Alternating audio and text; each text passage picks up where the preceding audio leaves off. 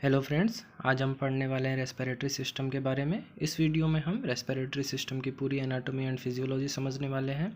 ये topic GNM first year के लिए काफ़ी इंपॉर्टेंट है और जीएनएम सेकंड ईयर के एमएसएन में हमें रेस्पिरेटरी सिस्टम से रिलेटेड डिजीज़ पढ़ना पड़ता है। तो अगर आपका एनाटॉमी और फिजियोलॉजी क्लियर रहेगा तो इससे रिलेटेड जो भी डिजीज़ हैं वो हमें अच्छे से समझ में आएंगे। तो चलिए वीडियो को स्टार्ट करते हैं। सबसे पहले हम रेस्पिरेटरी सिस्टम का इंट्रोडक्शन देखते हैं। रेस्पिरेटरी सिस्टम ह्यूमन बॉडी का एक बहुत ही इंपॉर्टेंट सिस्टम है जो शरीर की सेल्स को ऑक्सीजन सप्लाई करता है और हमारे शरीर में जो अलग अलग मेटाबॉलिक वर्क के दौरान जो CO2 बनती है यह उसको बाहर निकालता है। अब हम रेस्पिरेटरी सिस्टम के ऑर्गन्स को पढ़ते हैं। रेस्पिरेटरी सिस्टम के ऑर्गन्स को मेनली दो भागों में बांटा गया है। पहले भाग में आपके अपर रेस्पिरेटरी ट्रैक्ट के ऑर्गन आते हैं और सेकंड में आपके लोअर रेस्पिरेटरी ट्रैक्ट के ऑर्गन आते हैं। अपर रेस्पिरेटरी ट्रैक्ट में आपके नोज़ और नेजल कैविटी, फेरिंग्स और लेरिंग्स आते हैं। लोअर रेस्पिरेटरी ट्रैक्ट में आपके ट्रेकिया, ब्रोंकाई, ब्रोंकिल्स, एल्विलाई और लंग्स आते हैं। साथ ही इसमें कुछ सहायक पेशियाँ आती हैं जिसमें डायफ्राम और इंटरकोस्टल मसल शामिल है। अब इन सारे ऑर्गन्स को हम थोड़ा डिटेल में देखते हैं। सबसे फर्स्ट ऑर्गन है हमारा रेस्पिरेटरी सिस्टम का नोज़ एंड नेज़ल कैविटी। इसकी पिक्चर आप लोग देख पा रहे होंगे। इसके स्ट्रक्चर की बात करें तो नेज़ल कैविटी को एक सेप्टम दो समान भागों में बांटती है जिसे नेज़ल सेप्टम कहते हैं। इस सेप्टम का आगे वाला भाग हाइलाइन कार्टिलेज का बना होता है और इसके पिछले हिस्से एथेमॉइड और वोमेर बोन्स के बने होते हैं। हमारी नोज़ और नेज़ल कैविटी अंदर से vascular ciliated glomerular epithelium tissue के द्वारा कवर्ड होती है और इसमें म्यूकस का सेक्रेशन करने वाली गॉबलेट सेल्स पाई जाती है। अब हम इसका फंक्शन देखते हैं। नेज़ल कैविटी में जो छोटे छोटे रोम होते हैं वो धूल, मिट्टी, सूक्ष्मजीव आदि को लोअर रेस्पिरेटरी ट्रैक्ट में जाने से रोकती हैं और नेज़ल कैविटी में मौजूद म्यूकस का सेक्रेशन करने वाली गॉबलेट सेल्स इंस्पायर्ड एयर को नमी प्रदान करती हैं और ये एयर फिल्ट्रेशन का भी काम करती हैं। एयर के साथ जो भी छोटे छोटे धूल कण आदि नेज़ल कैविटी में एंटर करते हैं ये उनको चिपका लेती है और साथ ही ये इंस्पायर्ड एयर के टेम्परेचर को भी रेगुलेट करती है। नेज़ल कैविटी में ही हमारा ऑल्फैक्टरी नर्व पाया जाता है जिससे हमें स्मेल का पता चलता है। नेक्स्ट ऑर्गन है हमारा फेरिंग्स। ये हमारी रेस्पिरेटरी सिस्टम और डाइजेस्टिव सिस्टम दोनों का ही भाग होते हैं। ये स्कल के बेस से 6th सर्वाइकल वर्टिब्रा तक स्थित होती है। इसकी लंबाई 12 से 15 सेंटीमीटर और चौड़ाई 3 से 3.5 सेंटीमीटर होती है। इसे 3 भागों में बांटा गया है, नेजोफेरिंग्स, ओरोफेरिंग्स और लेरिंजोफेरिंग्स। नेक्स्ट ऑर्गन है हमारा लेरिंग्स। इसे वॉइस बॉक्स भी कहा जाता है। इसकी पिक्चर आप देख पा रहे होंगे। फीमेल्स की तुलना में यह पुरुषों में बड़ी होती है जिसे एडम्स एप्पल कहते हैं। इसमें 4 कार्टिलेज पाई जाती हैं, थायराइड कार्टिलेज, क्रिकॉइड कार्टिलेज और एरिटेनॉइड कार्टिलेज और सबसे एंड में आपका एपिग्लोटिस, ये भी आपकी कार्टिलेज होती है। एपिग्लोटिस कार्टिलेज काफ़ी इंपॉर्टेंट है हमारे रेस्पिरेटरी सिस्टम के लिए।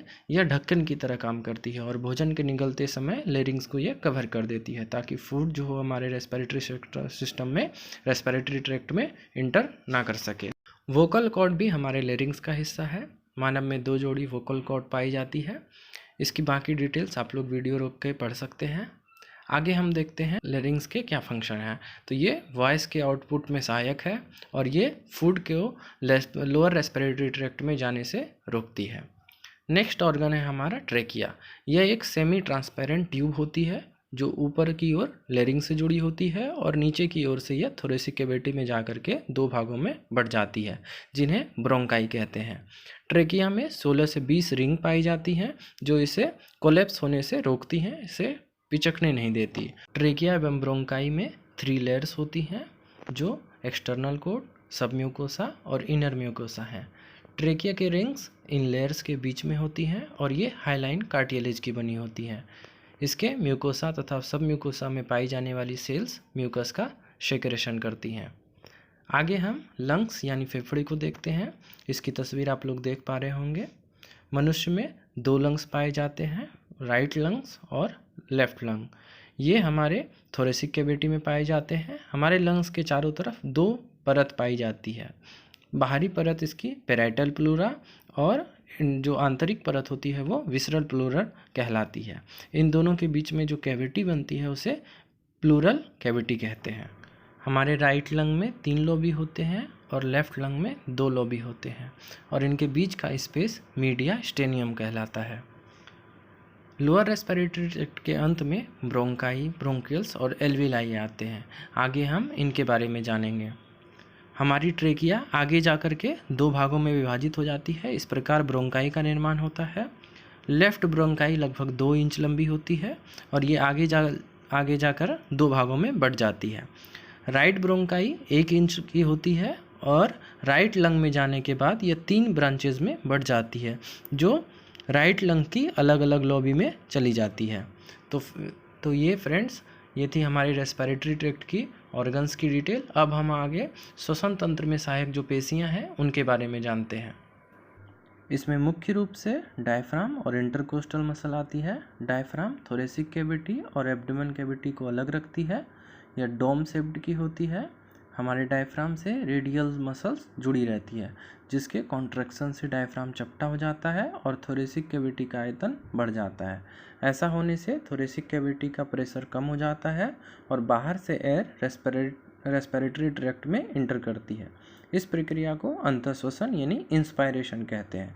इसके बाद डायफ्राम जब रिलैक्स होती है तो थोरेसिक कैविटी का आयतन कम हो जाता है और अंदर का प्रेशर बढ़ जाता है और एयर बाहर निकल जाती है। यह प्रक्रिया एक्सपायरेशन कहलाती है। अब हम इंटरकोस्टल मसल्स को देखते हैं। ये भी डायफ्राम की तरह रेस्पिरेशन में सहायक होती है।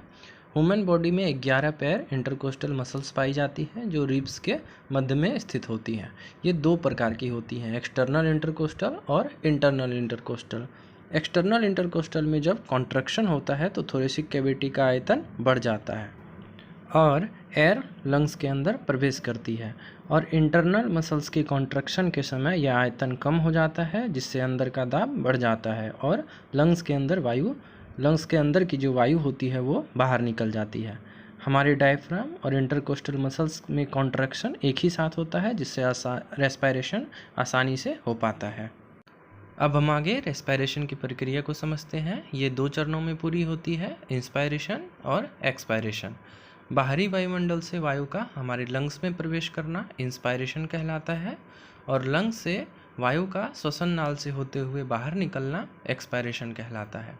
आप इन दोनों स्टेजेस को इस डायग्राम की मदद से भी समझ सकते हैं। इंस्पायरेशन के दौरान डायफ्राम की रेडियल्स मसल्स में संकुचन होता है, साथ ही साथ एक्सटर्नल इंटरकोस्टल्स मसल में भी संकुचन होता है और स्टर्नम नीचे की ओर आ जाती है। इससे डायफ्राम चपटा हो जाता है, इंटरकोस्टल मसल्स बाहर की ओर खिंच जाती है। इन क्रियाओं के कारण थोरेसिक कैविटी का आयतन बढ़ता है, लंग्स में एयर प्रेशर कम हो जाती है, जिससे बाहरी वातावरण में वायु लंग्स में प्रवेश करती है। इस तरह हमारा इंस्पायरेशन होता है। आगे हम एक्सपायरेशन को समझते हैं। इसमें डायफ्राम और इंटरकोस्टल मसल्स में रिलैक्सेशन होता है, स्टेर्नम अपनी समान स्थिति में आ जाता है, डायफ्राम डोम शेप्ड की हो जाती है और रिब्स भीतर की ओर आ जाती है। इन चेंजेस के कारण थोरेसिक कैविटी का आयतन कम होने लगता है और एयर प्रेशर बढ़ने लगता है, जिससे लंग्स की जो वायु होती है वो बाहर निकल जाती है और इस तरह एक्सपायरेशन होता है। आगे हम टाइप्स ऑफ रेस्पिरेशन देखते हैं। ये 2 प्रकार के होते हैं, external respiration, internal respiration. Lungs में स्थित एल्विलाई और ब्लड कैपिलरीज के मध्य जो गैसों का आदान प्रदान होता है वो एक्सटर्नल रेस्पिरेशन कहलाता है। एक्सटर्नल रेस्पिरेशन के दौरान ऑक्सीजन एल्विलाई से ब्लड कैपिलरीज में प्रवेश करती है और कार्बन डाइऑक्साइड ब्लड कैपिलरी से एल्विलाई में चली जाती है और वहाँ से एक्सपायरेशन के द्वारा ये बाहर निकल जाती है। ब्लड कैपिलरीज और शरीर की कोशिकाओं के बीच जो गैसों का आदान प्रदान होता है वह इंटरनल रेस्पिरेशन कहलाता है। इस प्रक्रिया में ऑक्सीजन ब्लड कैपिलरी से बॉडी सेल्स में जाती है और सेल से CO2 यानी कार्बन डाइऑक्साइड कैपिलरीज में आ जाती है। इस तरह से ये प्रक्रिया चलती है और हमारे शरीर के सेल तक ऑक्सीजन सप्लाई पहुँचती रहती है। तो फ्रेंड्स, ये था हमारे रेस्पिरेटरी सिस्टम का पूरा anatomy and physiology. I hope कि ये वीडियो आपको अच्छे से समझ में आया होगा। वीडियो अच्छी लगी हो तो इसे लाइक और शेयर ज़रूर करें और हमारे चैनल को सब्सक्राइब करें। अगर आपको इस वीडियो की PDF चाहिए तो कमेंट करें, मैं इसकी PDF की लिंक शेयर कर दूँगा। वीडियो पूरी देखने के लिए धन्यवाद। Keep learning.